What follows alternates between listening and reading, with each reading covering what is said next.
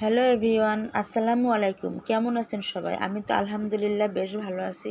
তো মশলা দিয়ে রান্নাবান্না দিয়ে ভিডিওটা আজকে শুরু করলাম। আপনারা আমার সাথে থাকবেন। ভিডিওটা ভালো লাগলে লাইক, কমেন্ট এবং শেয়ার করবেন। তো চলেন কি রান্না করি দেখেন।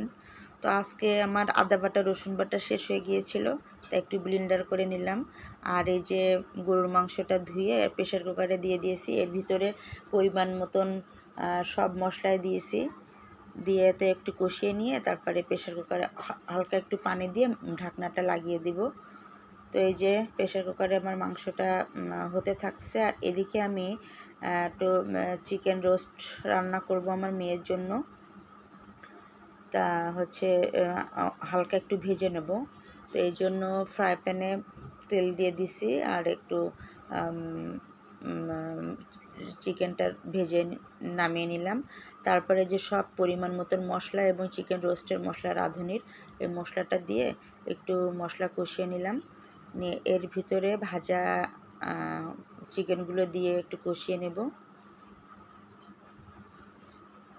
তো এই যে মশলাটা দিলাম, এবার একটা পানি দিয়ে মশলাটার ভিতরে পানি দিয়ে একটু কষিয়ে নিলাম।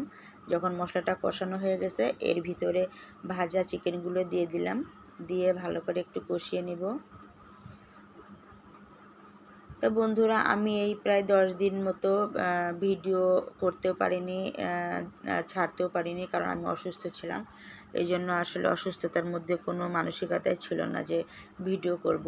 এই জন্যে কয়েকদিন আমার ভিডিওটা দেওয়া হয়নি।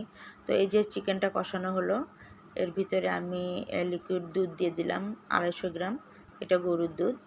এই দুধের ভিতরে একটু পানিও দিব, দিয়ে চিকেনটাকে একটু ভালো করে রান্না করে নেব যাতে চিকেনটা সিদ্ধ হয়ে যায়। এই যে একটু নেড়েচেড়ে ঢাকনা লাগিয়ে দিব। আর পাশের চুলায় আমার হচ্ছে গরুর মাংসটা প্রেশার কুকারে দিয়ে দিয়েছি। তো এই যে আমার চিকেন রোস্টটা অলমোস্ট কমপ্লিট রান্না। তো এর উপরে আমি একটু ভাজা জিরে গরম মশলাগুলো ছিটিয়ে দিলাম, তারপর নামিয়ে নিব। তা নামানো শেষে এই যে আমি অল্প একটু পোলাও রান্না করতেছি। একটু ঘি, সয়াবিন তেল আর এলাচ, দারচিনি আর তেজপাতা দিয়ে একটু পেঁয়াজও দিয়েছিলাম, দিয়ে এরপরে চালগুলো ভেজে নিচ্ছি। আর এদিকে আমার রাইস কুকারে পানি চাপিয়ে দিয়েছি পোলাওয়ের জন্য, রাইস কুকারে রান্না করব। তো এই যে চালটা ভাজা হলে ওর ভিতরে দিয়ে দিলাম রাইস কুকারের মধ্যে। তারপরে তেল দিয়ে এবার ভেন্ডির সাথে ঝাল পেঁয়াজ একসাথে দিয়ে দিয়েছি, লবণ হলুদ দিয়ে ভেন্ডিটা ভাজি করব।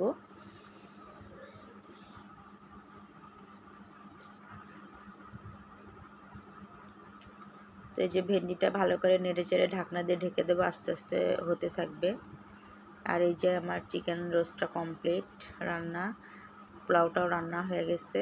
এই যে পোলাওটা, আর ভাজিটা একটু বাকি, ভাজিটা আর একটু হবে।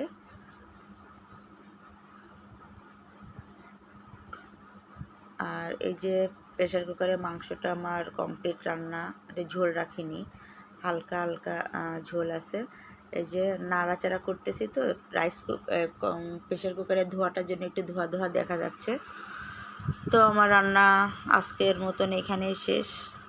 তো আল্লাহ হাফেজ সবাইকে, ভালো থাকবেন আর অবশ্যই সাবস্ক্রাইব করবেন।